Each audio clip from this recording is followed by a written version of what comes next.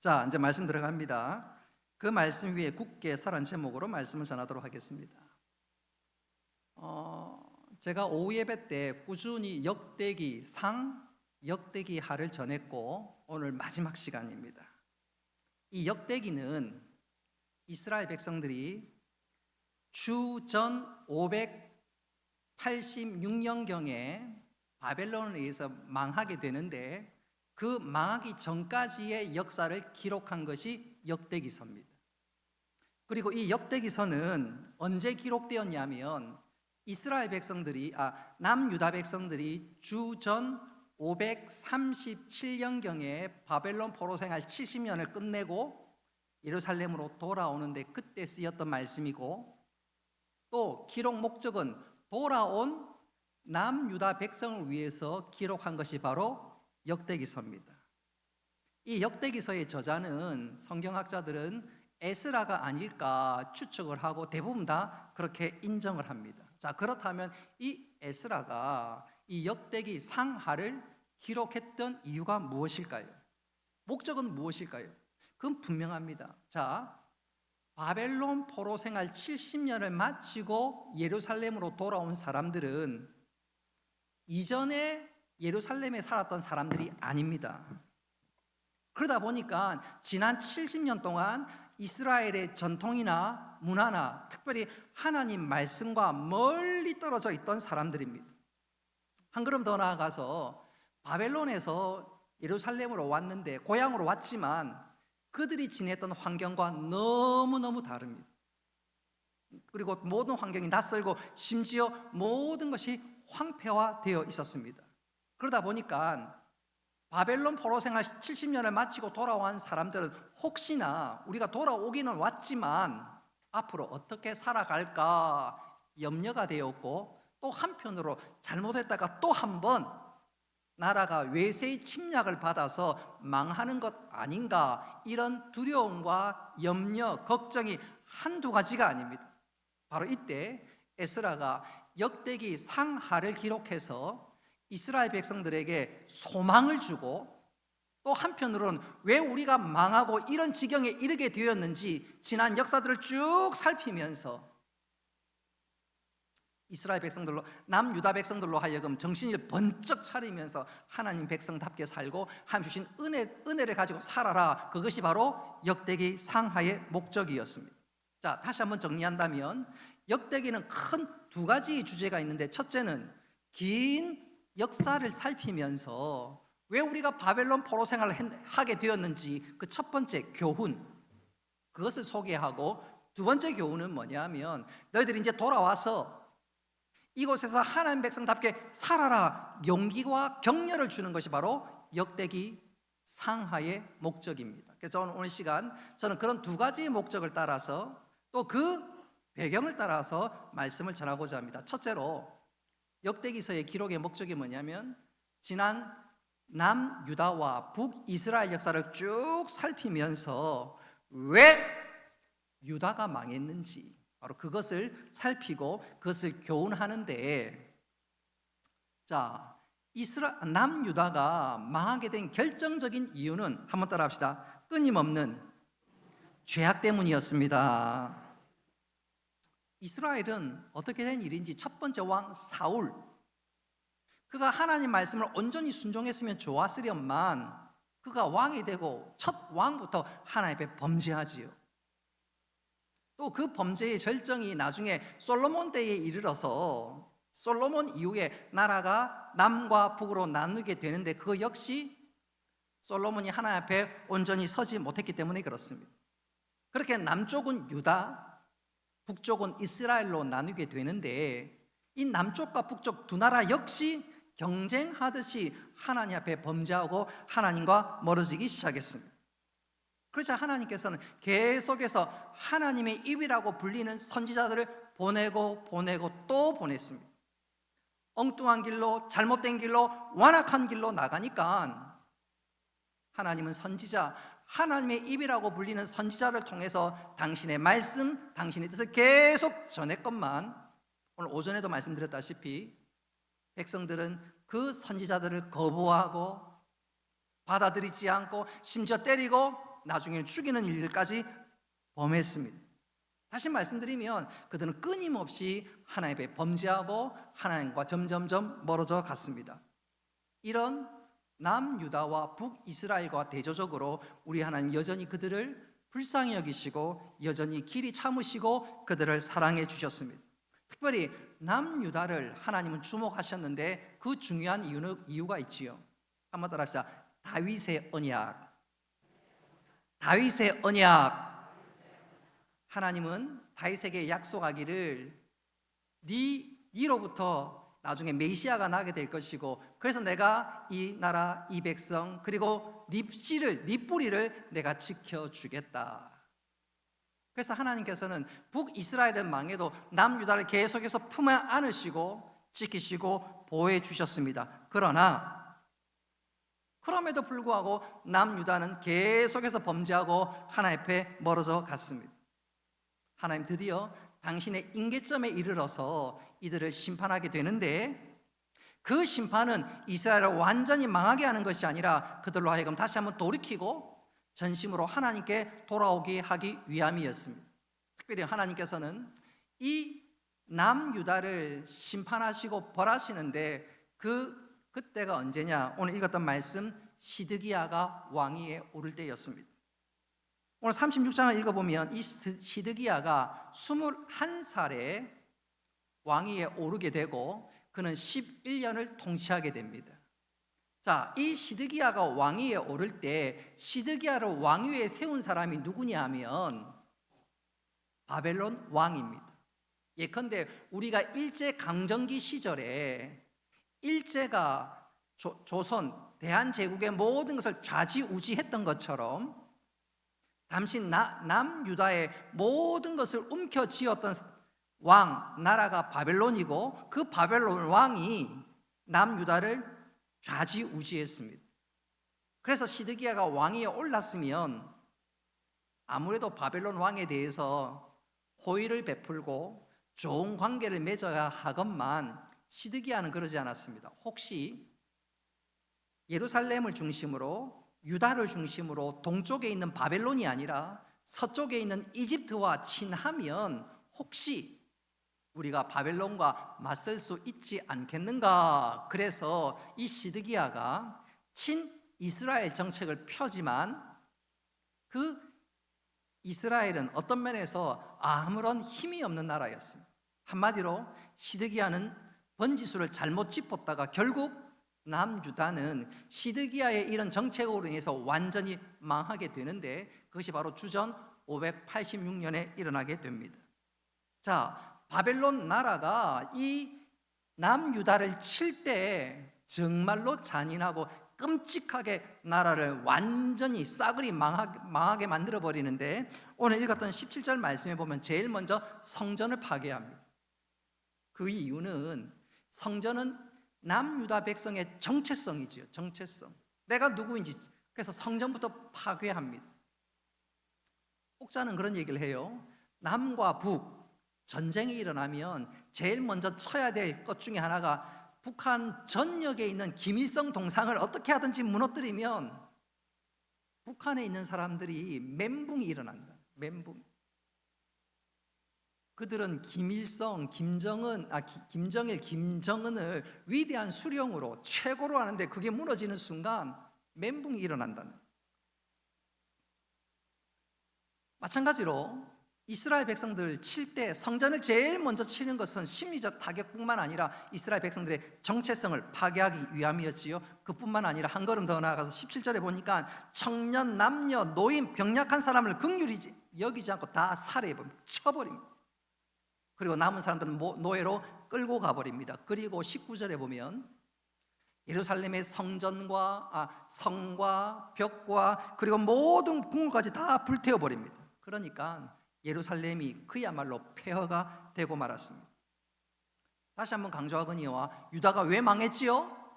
왜 망했어요? 오늘 읽었던 11절부터 16절까지 말씀을 쭉 설명하는데 두 가지 이유지요. 왕인 시드기야의 죄와 남유다 백성들의 죄 때문이었습니다. 그들은 하나님의 말씀을 듣고도 알면서도 순종하지 아니하였습니다. 우리 12절과 13절 말씀 같이 한번 읽어보겠습니다. 시작. 스크린에 있는 글을 읽겠습니다. 스크린에 있는 글을 다시 읽습니다. 시작.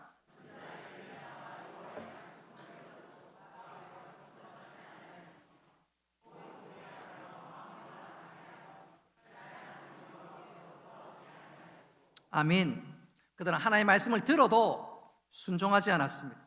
하나님은 예레미야 선지자를 보내고 또 다른 당신의 종들을 보내어서 계속해서 말씀하고 또 말씀했건만 그들은 그들의 말씀을 듣지 않았습니다. 그 말씀을 자의로 해석했고 한 걸음 더 나아가서 말씀을 알면서도 고의로 순종하지도 않고 실천하지도 않았습니다. 여러분, 하나님의 말씀을 실천하지 않는다, 받아들이지 않는다, 거부한다는 말은, 선지자들의 말을 거부한다는 말은 누구의 말을 거부하는 것 꼭 같지요? 하나님을 거부하는 것 꼭 같습니다. 하나님의 백성이 하나님을 거부하면 하나님 백성들이 이 땅에 존재해야 될 이유가 전혀 없습니다. 그래서 그들은 결국 망하고 말았습니다. 여러분, 이 남유다 백성, 좀 크게 생각하면 이스라엘이 망했던 이유, 그 사건이 우리에게 주는 중요한 교훈이 무엇일까요? 하나님의 백성은, 한번 따라 합시다. 하나님의 백성은 하나님의 말씀을 생명처럼 여기고 순종해야 합니다. 바로 그것입니다. 그런 측면에서 나 자신은 어떤가 한번 좀 돌아볼 수 있기를 바랍니다. 여러분, 우리 모두는 하나님의 말씀에 민감하게 반응할 수 있기를 바랍니다. 그렇게 민감하게 반응할 때 우리가 다시 한번 일어날 뿐만 아니라 새로운 사명의 자리로 나아가게 될 줄 믿으시기를 바랍니다. 저는 이것을 이렇게 한번 강조해 보고 싶어요. 지금 여러분 사진에서 최일도 목사님을 보게 됩니다. 사진 한번 보시죠. 최일도 목사님. 이분이 바퍼로 유명한 목사님이십니다. 이분이 1990년대에 영등포 일대에서 노숙자들이나 가난한 사람들에게 무료로 밥을 퍼주는 그런 목사님으로 유명했습니다.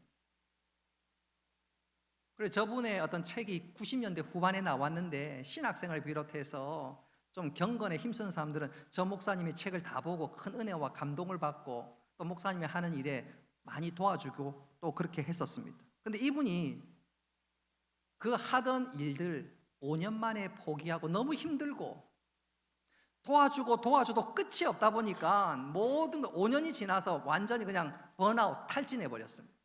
그래서 모든 거 다 내려놓고 어떻게 된 일인지 용문산으로, 엘리야는 시내산으로 도망갔는데, 호렙산으로 도망갔는데 이 최일도 목사님 어디로 도망가냐? 용문산으로 도망갔습니다.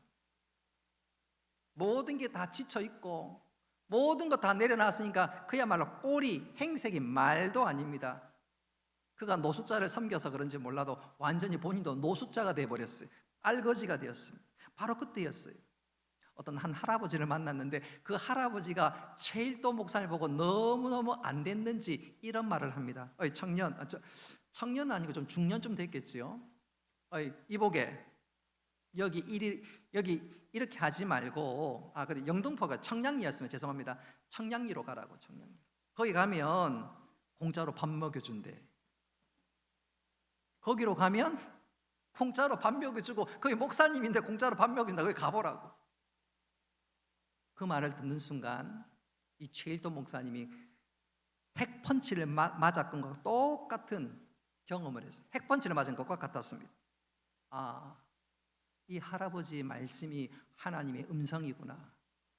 목사님이니까 아무래도 영적으로 민감하지 않겠습니까? 그 자리에서 벌떡 일어나서 자신의 사명을 회복했고 지금까지 그 일들을 감당하고 있습니다. 아마 그 할아버지의 음성을 하나님의 음성으로 캐치하지 못했다면 아마 지금도 행색이 말도 아니고 지금도 구걸하고 있었을는지 모르겠습니다. 그러나 그가 말씀을 듣고 그 말씀 가운데 하나님의 음성을 듣자 그는 다시 한번 일어났고 이제는 그 자신의 그 누추함과 그 번아웃에서 일어났을 뿐만 아니라 많은 사람을 돕고 살리는 그 일을 지금도 잘 감당하고 있습니다. 바라는 것은 내가 어느 자리에 있든지 하나님의 음성을 들을 수만 있다면 살아나게 될 줄 믿으시기를 바랍니다.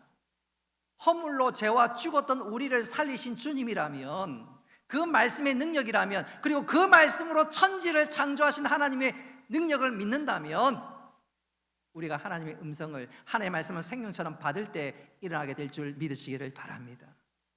이스라엘 남유다의 멸망은 하나님의 말을 무시했기 때문에, 불순종했기 때문에, 이것이 우리에게 교훈되어서 우리는 말씀을 생명처럼 여기고 또 그 말씀을 순종하는 가운데 하나님의 기쁨이 되고 주의 뜻을 이루는, 사명을 잘 감당하는 하나님의 사람 되시기를 주님의 이름으로 축복합니다. 한번 여쭙겠습니다. 역대기의 기록 목적이 뭐라 그랬지요? 첫째는 뭐죠? 혼미하십니까? 첫째는 이스라엘의 역사를 소개하면서 왜 망했는지를 소개한다 그랬지요. 두 번째 이유가 뭐라 그랬지요? 돌아온 남유다 백성들에게 소망, 희망을 안겨주기 위함이었습니다. 하나님은 당신의 백성을 노하셨지만, 그리고 심판하셨지만 그 심판은 영원한 것이 아니었습니다. 한번 여쭙겠습니다. 혹시 여러분 자녀를 나는 한 번도 때려본 적이 없다, 한번 손들어 보세요. 나는 우리 자녀 한 번도 때려본 적이 없다. 한 번쯤은 다 때려봤지요. 하상현 집사님 때려봤지요. 장로님, 김 장로님 한번 때려봤지요. 때려봤어요. 왜 때렸어요? 잘못했기 때문에. 근데 그 때리는 목적이 애 완전히 죽이려고 때린 겁니까? 아니면 애 인간답게 만들려고 때렸습니까? 잘하라고. 그래서 잘한 아이가 지금 목사가 되지 않았습니까? 자, 때리는 목적이 뭐예요? 잘하라고, 정신 차리라고, 회복하라고, 힘내라고, 격려하는. 사실은 그래서 부모의 매를 사랑의 매라고 하지 않던가요? 우리 하나님도 마찬가지입니다. 이스라엘 백성들을 망하게 한 것은 영원히 있기 위함이 아니라 그들에게 새로운 소망과 새로운 기회를 주기 위함이었습니다. 한마디로 하나님의 매는 사랑의 매요, 긍휼의 매였습니다. 그래서 이스라엘 백성들이 다시 돌아올 수 있었고, 돌아온 그들에게 하나님 다시 한번 용기와 희망과 소망을 주는데, 그것이 바로 오늘 22절과 23절에 기록되어 있습니다. 저는 이것을 이렇게 한번 말씀드리고 싶어요. 한번 따라합시다. 하나님은 기회를 주시는 하나님, 또 다른 기회를 주시는 하나님. 여러분, 우리가 그것을 기억한다면, 우리가 어느 자리에 있든지 믿음의 주여 온전케 하신 주님만 바라볼 수만 있다면 어느 자리에서는 다시 한번 일어나고 믿음의 경주를 잘 감당하게 될 줄로 믿습니다. 기회와 관련돼서 저는 이것을 이렇게 한번 일화를 여러분들에게 소개하고 싶어요. 혹시 여러분 어린 시절에 톰 소요의 모험이라는 책을 읽어본 적이 있습니까? 혹시 톰 소요의 모험이라는 만화 영화를 본 적은 있나요? 여러분, 이 책의 저자가 누굴까요? 마크 트웨인입니다. 마크 트웨인. 이 마크 트웨인은 당시 유명한 작가이지만 그 상상력이 풍부한 작가임에도 불구하고 이분은요, 돈에 원한이 맺힌 사람이었습니다.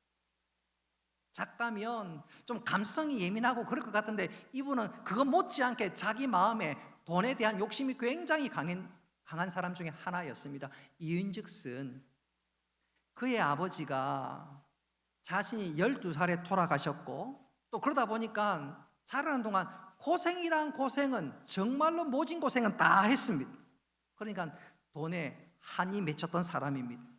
그래서 내가 어떻게 하든지 돈을 좀 벌어서 나도 부유한 생활을 할 뿐더러 내 자녀들에게 절대로 나와 같은 고생은 시키지 않겠다. 이게 마크 트웨인의 마음 깊이 깔려있는 생각 중에 하나였습니다. 그럼 그 당시 어떻게 하면 돈을 벌 수 있을까? 요즘이야 주식을 투자하고, 요즘이야 뭐 땅을 투자하고 뭐 그렇게 할 수 있었지만, 그 당시에 가장 선풍적인 인기 중에 하나는 발명품을 사는 거였습니다. 발명품에 투자하는 거였습니다. 그도 그럴 것이, 마크 트웨인은 19세기 사람인데 우리가 잘 알고 있었던 것처럼 18세기에 영국에서 산업혁명이 일어났습니다. 그리고 그 산업의 영향이 미국으로 왔고, 미국에서 여기저기서 새로운 물건들이 막 쏟아져 나오기 시작합니다. 그래서 소위 그 쏟아져는 물건을 잘 투자만 하면 대박이 열리고 엄청난 부와 기회를 누릴 수 있으니까 그 당시에는 어떻게 하든지 성공하려면 무슨 좋은 발명품에 투자를 하고 내가 선점하면 된다. 그것이 당시 사람들에게 많은 머리에 박혀 있었습니다. 그러던 차에 어떻게 하면 좋은 발명품에 내가 투자를 할까? 마크 트웨인이 고민하는 그때 누군가가 자기 집을 두들겼습니다. 대문을 두들겼습니다. 보니까 그렇게 행색이 대단한 사람은 아닌데 그분이 이 마크 트웨인을 어떻게 찾아왔는지는 모르겠지만 그에게 이런 제안을 합니다. 여기에 물건이 하나 있는데 여기에 물건을 좀 투자를 하라고. 투자를 하면 당신은 절대로 손해보지 않고 충분한 대가를 얻을 것이라고. 마크 트웨인이 그 얘기를 듣고 자기가 처음 보는 물건인데다가 사람의 행색도 신뢰할 마음이 신뢰를 보이지 않아서 그냥 포기하고 그냥 돌아가라고. 근데 돌아갔던 그 사람의 이름이 누구냐면 알렉산더 그레이엄 벨입니다. 알렉산더 그레이엄 벨입니다. 청년들 누군지 알겠어요? 세계 최초로 전화기를 발명한 사람이었습니다. 만일 그때 마크 트웨인이 저 전화기에 투자했다면 아마 대박 중에 대박, 보통 대박이 아니었습니다. 마크 트웨인은 기회를 놓쳐버린 거지. 기회를 놓쳐버린 거지. 그리고 그 기회 놓쳐버린 것으로 그는 그것으로 끝이었습니다. 그런데 사랑하는 성도 여러분, 우리 하나님은 그런 분이 아닙니다. 우리 하나님은 긍휼이 풍성하실 뿐만 아니라 우리에게 또다시 기회를 주시는 하나님인 줄 믿으시기를 바랍니다. 여러분, 하나님께서는 이스라엘을 심판하셨지만, 채찍질하셨지만 그것으로 망하는 것이 아니라 그 채찍질로 이스라엘 백성들을 새롭게 했을 뿐만 아니라 새로운 기회를 주시는데, 그 새로운 기회를 통해서 이스라엘 백성들이 누리는 은혜와 복이 얼마나 대단한지 우리 22절과 23절 말씀, 우리 스크린에 나와 있는데 같이 한번 읽어보겠습니다. 시작.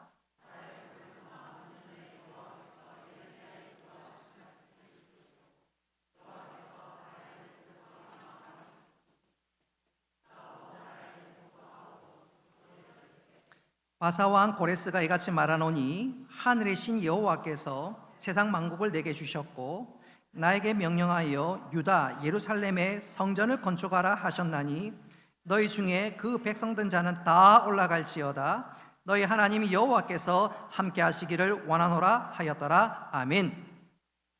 방금 읽었던 말씀이 역대기서의 마지막 말씀입니다. 근데 마지막 구절에 보십시오. 오늘 마지막 구절을 자세히 읽어보면 이 마지막 구절은 어떻게 끝납니까? 새로운 이스라엘 백성들에게 새로운 출발을 주는 것으로 끝내고 있습니다. 분명히 남유다와 이스라엘은 망했고 죄 때문에 하나님 심판받아서 끝나는 줄 알았는데 아니었습니다. 하나님께서 새로운 기회를 주시는 거예요. 새로운 기회. 오늘 역대기서의 마지막은 새로운 기회에 대해서 말씀하고 있습니다. 아니, 사실 이것 때문에 역대기서를 기록했다고 해도 과언이 아닙니다. 70년 만에 예루살렘으로 돌아왔던 남유다 백성들 앞이 캄캄하고 걱정이 되고 어떻게 해야 되는지 도무지 손이 잡히지 않을 때 하나님께서 역대기서 맨 마지막에서 얘들아, 너희들에게 내가 새로운 기회를 준다.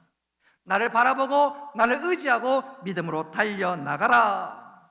그렇습니다. 우리 하나님은 소망의 하나님이십니다. 할렐루야. 지난날 그들은 하나님을 거부하고 자기 마음대로 사다가 쫄딱 망했지만 하나님 다시 말씀하는 거예요. 얘들아, 나를 바라봐라. 소망의 하나님을 바라보라. 그리고 의지하라. 그럼 너희들이 새로운 시작, 새로운 놀라운 것들이 예비되어 있단다. 여러분, 이 하나님이 나의 하나님인 줄 믿으시기를 바랍니다. 2024년도가 시작되었고 또 2024년도 벌써 2달이 가고 또 봄이 찾아왔습니다. 1월 달에 우리의 마음을 한번 새롭게 했는데 혹 우리의 마음이 흐트러졌다면 봄과 함께 우리의 마음을 새롭게 할 수 있기를 바랍니다. 오늘 하나님 어떤 하나님의 새로움을 새롭게 시작하시는 하나님이시죠. 우리가 그 하나님 바라보고 달려갈 수 있다면 하나님 반드시 우리에게 풍성한 은혜를 허락해 주실 것입니다. 말씀을 맺도록 하겠습니다. 오늘 하나님께서는 에스라를 통해서 역대기서를 기록하게 하셨고 그 역대기서를 에스라는 온 이스라엘 백성들에게 들려주었습니다. 이유는 분명하지요. 너희들이 왜 망했는지 그 이유를 알라. 한 걸음 더 나아가서 너희들이 망했지만 하나님 다시 한번 기회를 주시는데 그 하나님 바라보면서 달려가라는 것입니다. 여러분, 우리 지난 날 혹 실수와 실패를 거듭해도 상관없습니다. 하나님께 역대기를 기록하셨던 것은 새롭게 달려갈 수 있도록 격려하기 위함입니다. 우리가 어느 자리에 섰든지 상관없이 다시 한번 믿음의 주여 온전케 하신 주님을 바라보고 말씀에 순종할 수만 있다면 하나님께서 우리에게 놀라운 은혜와 아름다운 믿음의 역사를 허락해 주실 것입니다. 일주일이 채 되지 않아서 새봄을 맞습니다. 우리의 마음이 다시 한번 새롭게 되어서 이 믿음의 경주를 잘 감당하는 가운데 올 연말이 이랬을 때 모든 것이 하나님의 은혜였다고, 하나님께서 이 풍성하게 허락해 주셨다고 고백하고 감사할 수 있는 우리 모두가 될 수 있기를 주님의 이름으로 축복합니다.